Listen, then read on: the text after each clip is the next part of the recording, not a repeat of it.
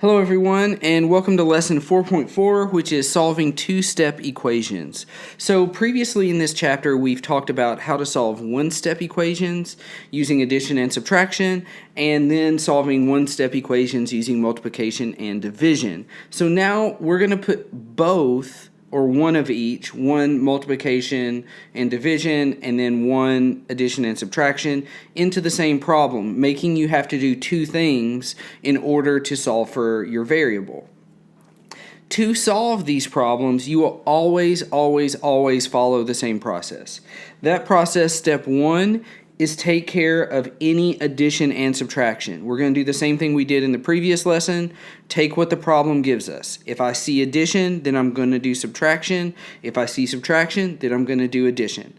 I take care of that, and then I rewrite the whole problem. Then we move on to step two, and then we'll take care of any multiplication or division that we have left. We will never do that out of order. We will always do that this way whenever you're solving two-step equations. It doesn't matter if we have fractions, decimals, whole numbers, negatives, none of that matters. Take what the problem gives you. Do your addition and subtraction first, then we're going to go and do our multiplication or division. So let's hop into the examples and take a quick look at how to solve some of these problems. All right, so scrolling up a little bit to give myself some room. You see our first problem, we have y divided by 4 minus 8 equals 2. Well, step one to solve these problems says we have to take care of addition and subtraction first. So I see subtraction. That means that I need to go ahead and do my addition. I'm going to add by 8 on both sides. The 8's cancel out, leaving me with y over 4 is equal to 10, because 2 plus 8 is 10. Now, to solve this, we see we have division.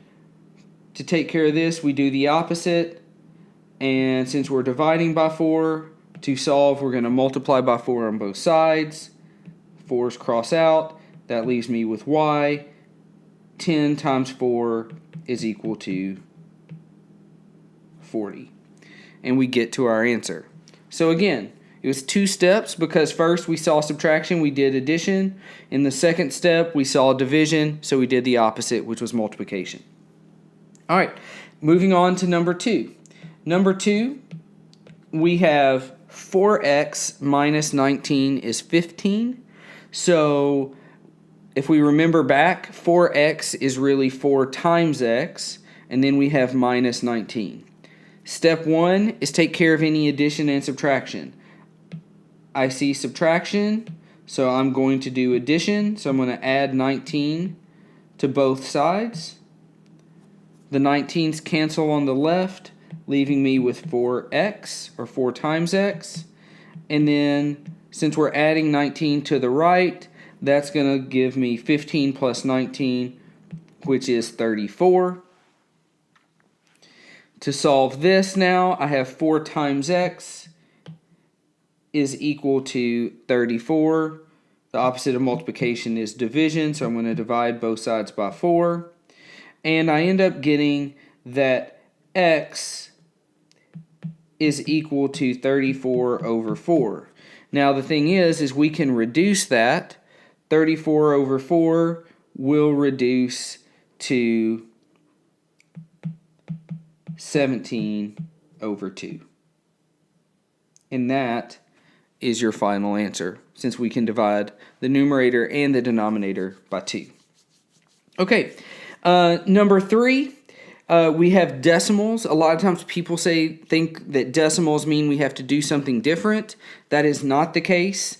It's just there to try to confuse you, just to throw something up to see if you'll do something different. But if you know your steps, you're okay.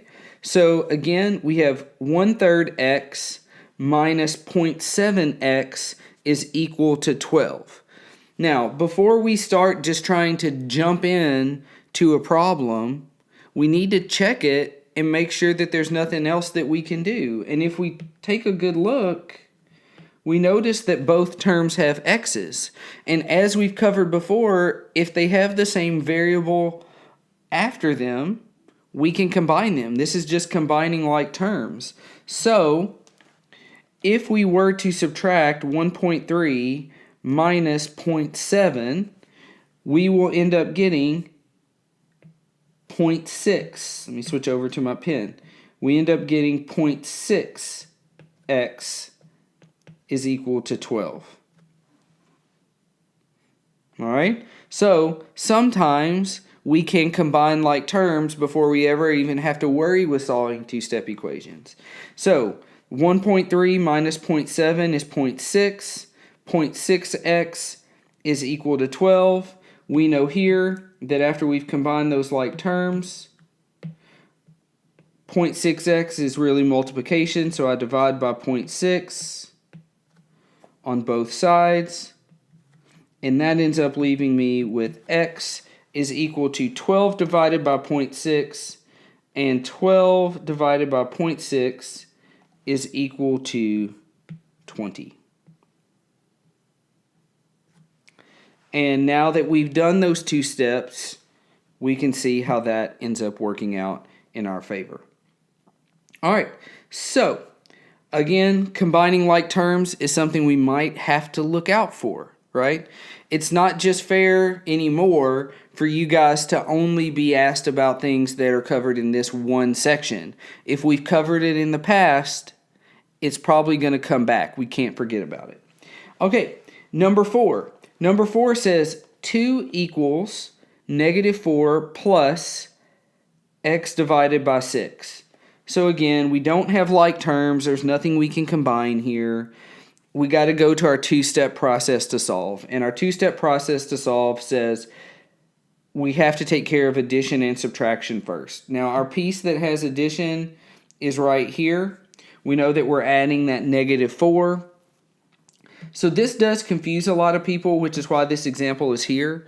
But anytime things are written out of order or out of the norm, people think that the problems are magically different, and they're really not.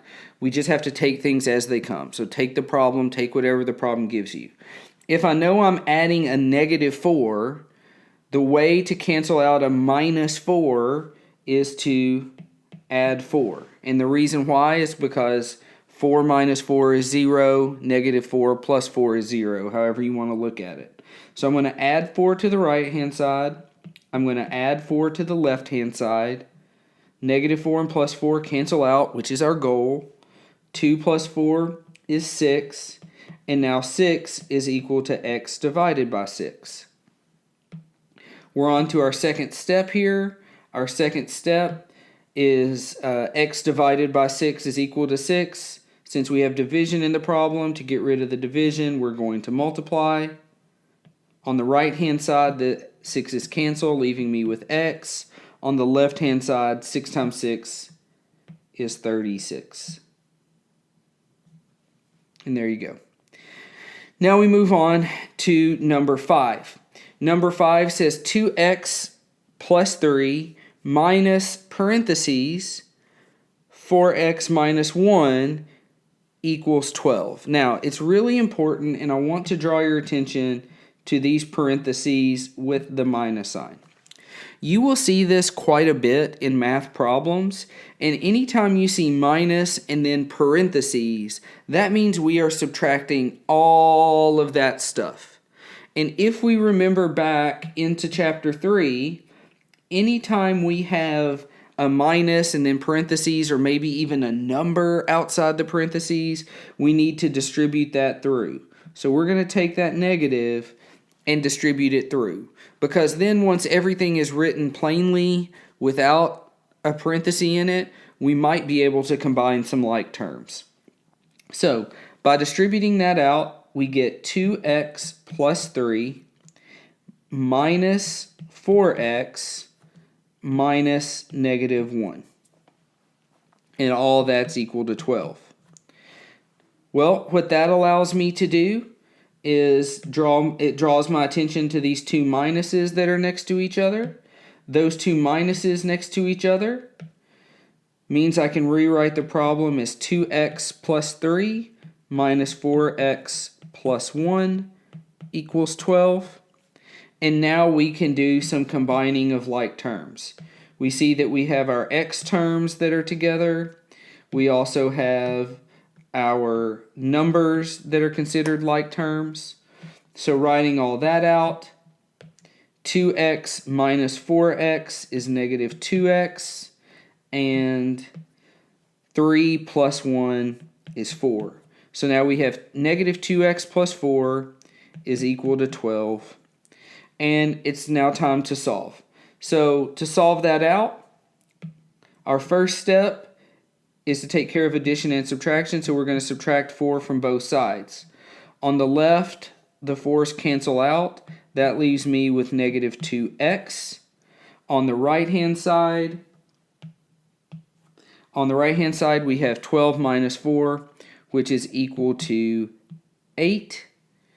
And then now for our last step here, which I'm going to put in pink, we see negative 2 times x is equal to 8. We do the opposite of multiplication, and we divide by negative 2 on both sides. The negatives 2 cancel out, leaving me with x. And on the right-hand side, 8 divided by negative 2 is negative 4. And we finally get to our final answer. So, I understand that most of these problems are two-step equations, but that doesn't exclude you from being able to use things that we've used before. You've seen in problem number 3 that we have to combine like terms, and you've seen in problem number 5 we might have to use some distributive property and then combine like terms. And that's what makes problems look so difficult. Like you look at number 5 and you think, oh my gosh, there's no way I can handle that. Take what the problem gives you. See if there's something you can do to simplify first. Maybe something from chapter 3. And you notice, like, yeah, I can distribute that negative. Okay, now that you've done that, oh, I've got 2 negatives that I can make a positive. Now I've got like terms I can put together. And then I'm in my two-step equation process. Take your time. Go one step at a time, and you will get to the right answer. Just follow the same strategy over and over and over again, and you'll be in great shape. So hopefully this has helped you out with this lesson. If not, please reach out to me, ask me some questions, and as always, if you need anything from me, let me know.